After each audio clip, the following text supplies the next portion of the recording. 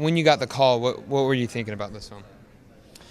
Well, this was like an ongoing process. There wasn't like a one call moment because I knew about this movie while we were promoting District 9 already. I'd seen the design work that Neil was working on, and he went through several variations of the story, etc. So I was kind of, I suppose, in the loop to some other degree the whole way that he was kind of developing it. So it was more of a gradual process of eventually when I read the first draft, when Neil was just sending it to me just to see what I think. He didn't say, you know, I'm thinking of you for this or that or whatever.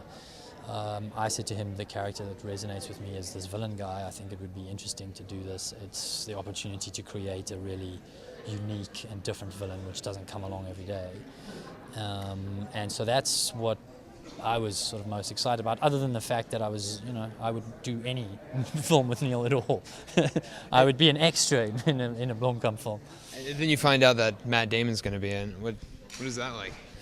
Well, it was actually particularly cool because my character, I opted to go for a South African character, the type of South African that you've never seen before or heard before, like a very different accent.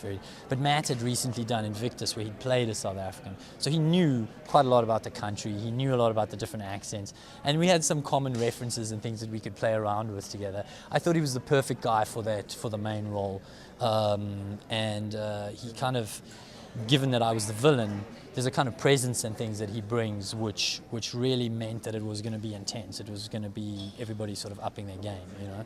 And you have like Hollywood like royalty with Jodie Foster. What can we expect from her in this film? Something happens to her that's never happened to her in a movie before. I'm not going to tell you what that is. And I'm somewhat involved in that, and I'm quite proud of myself. So I have actually made Hollywood history in a way. Once you see the movie, you will hopefully understand what I mean.